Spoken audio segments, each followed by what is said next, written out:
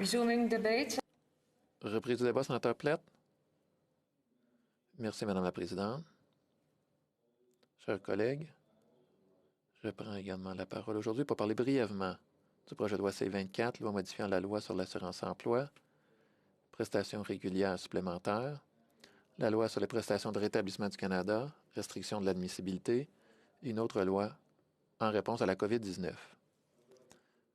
Je tiens d'abord à remercier la sénatrice Laboucan-Benson et ma collègue la sénatrice Poirier pour son travail en tant que porte-parole de ce projet de loi. Et comme elle l'a souligné dans son discours, nous appuierons ce projet de loi. Il faut l'appuyer. Les Canadiens en ont besoin. Nous avons toujours soutenu l'idée d'apporter de l'aide à ceux qui ont été durement touchés par la pandémie.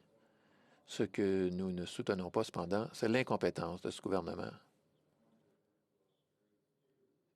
Ça nous a été décrit très clairement dans le discours par le sénateur Roussaka sur le C-18.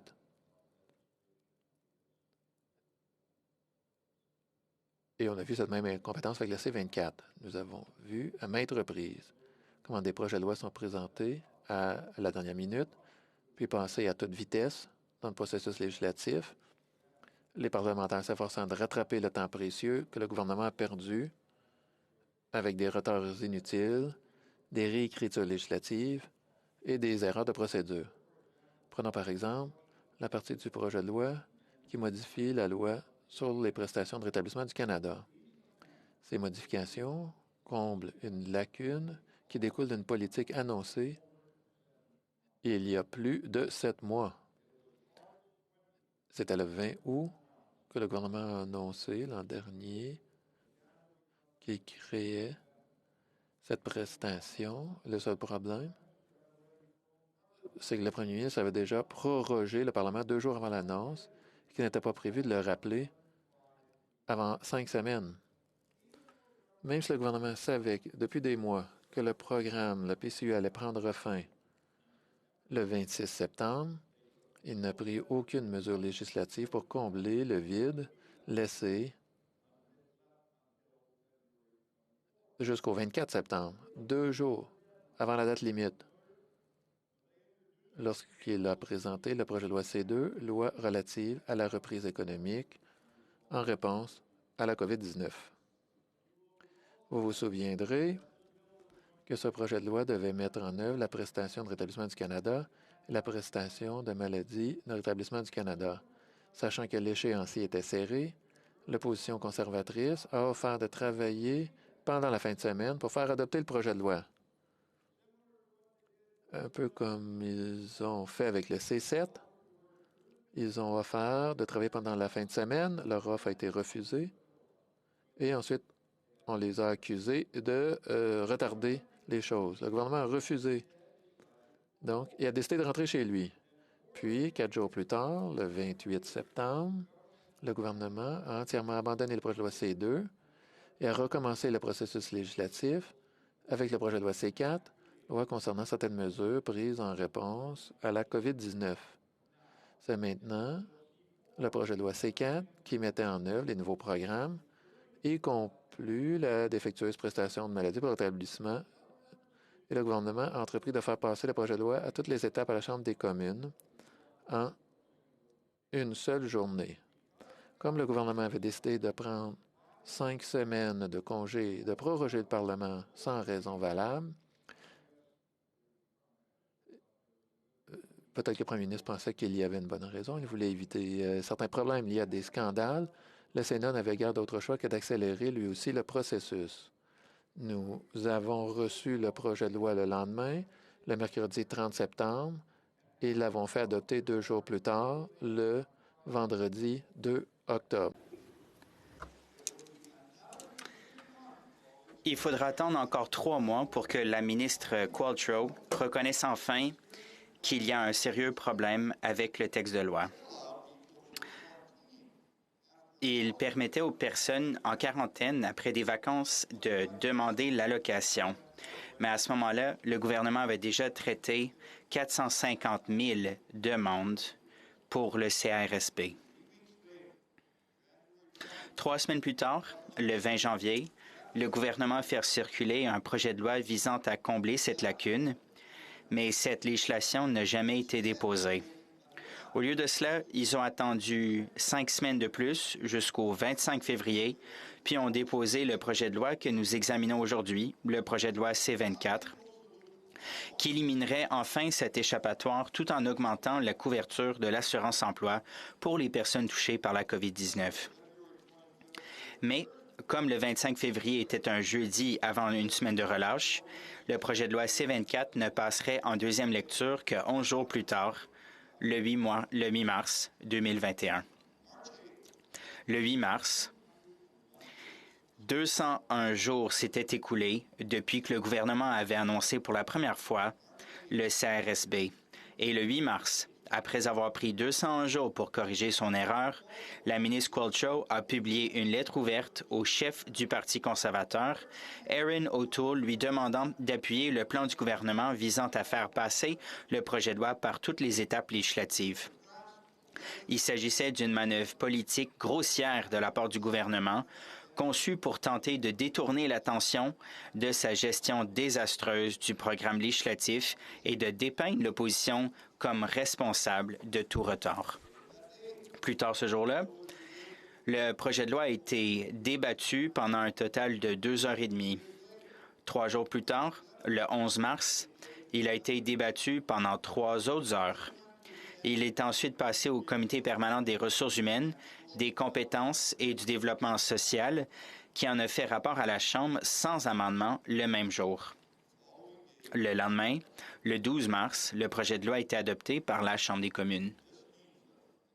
Cela signifie que 136 jours se sont écoulés entre le jour où le gouvernement a annoncé les nouveaux programmes et celui où il s'est rendu compte qu'il avait créé une faille béante.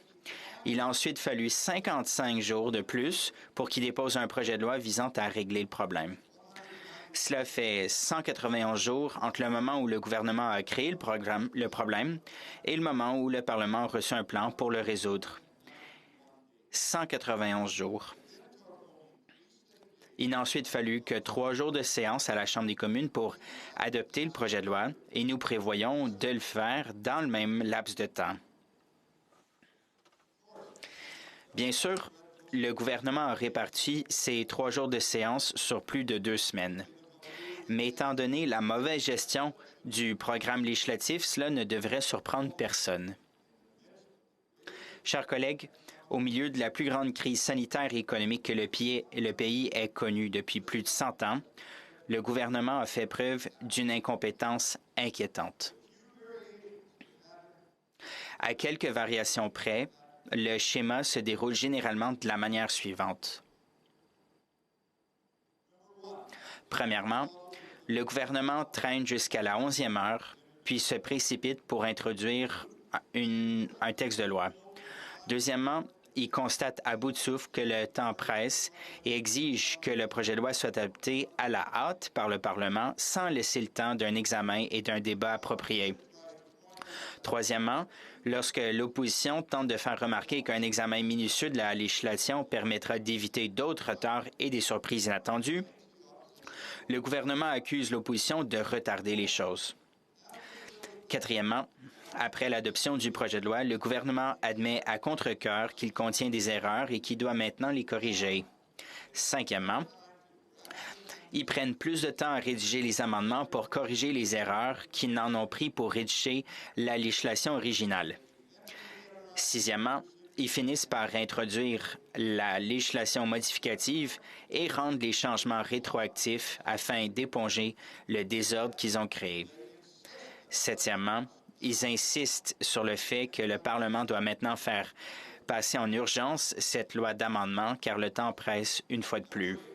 Et huitièmement, ils retournent à l'étape 1 et répètent le processus pour tout texte de loi supplémentaire requis. Mais, chers collègues, tout ceci n'est pas à mettre sur le compte de l'incompétence. Une partie de cette situation semble être due à la volonté du gouvernement de faire passer ses intérêts politiques avant la population canadienne, même en pleine pandémie. Plutôt que d'admettre et de corriger ces erreurs en temps opportun, le gouvernement choisit d'attendre de pouvoir enfouir ces amendements dans un projet de loi plus volumineux. Considérez le fait qu'avec la prestation de maladie pour rétablissement du Canada, ils avaient un texte de loi prêt à être présenté le 20 janvier.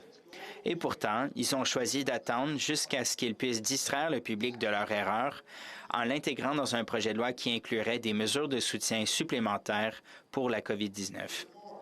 De plus, je vous rappelle que nous attendons toujours le correctif promis pour la subvention d'urgence au loyer du Canada.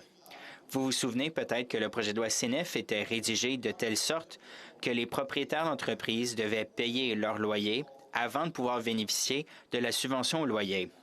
Si une entreprise ne peut pas payer son loyer en raison de la COVID-19, elle peut demander une subvention au loyer, mais seulement après avoir payé son loyer.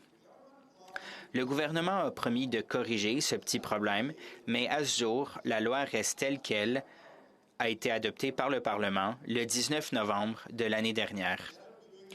Au lieu de faire son travail correctement, le ministre a simplement haussé les épaules et demandé à l'Agence du revenu d'ignorer la loi parce qu'elle finirait par la corriger. Et c'est ce qu'ils ont fini par faire. La solution est maintenant enterrée dans la clause 4 du projet de loi C14 et compte 160 mots au total. Alors, pourquoi le gouvernement n'a-t-il pas présenté un simple projet de loi de 160 mots pour corriger ce problème, plutôt que de choisir d'attendre plus de 4 mois pour l'enterrer dans un projet de loi de plus de 2500 mots qui n'a rien à voir avec la subvention au loyer? Il est difficile de savoir si la réponse à cette question relève de l'opportunisme politique ou de l'incompétence. Mais dans un cas comme dans l'autre, cela ne sert pas la population canadienne. Chers collègues, l'année dernière a été très difficile pour la plupart des Canadiens. Comme je l'ai dit plus tôt, les conservateurs appuient fortement l'aide apportée à ceux qui ont été durement touchés par la pandémie et par la mauvaise gestion du gouvernement à cet égard. Mais nous ne soutenons pas l'incompétence de ce gouvernement et son intérêt personnel flagrant au milieu d'une pandémie mondiale. Nous soutiendrons cette législation, mais nous regrettons que le gouvernement n'ait pas réussi à plusieurs reprises à fournir aux Canadiens le soutien dont ils ont tant besoin en temps opportun. Merci.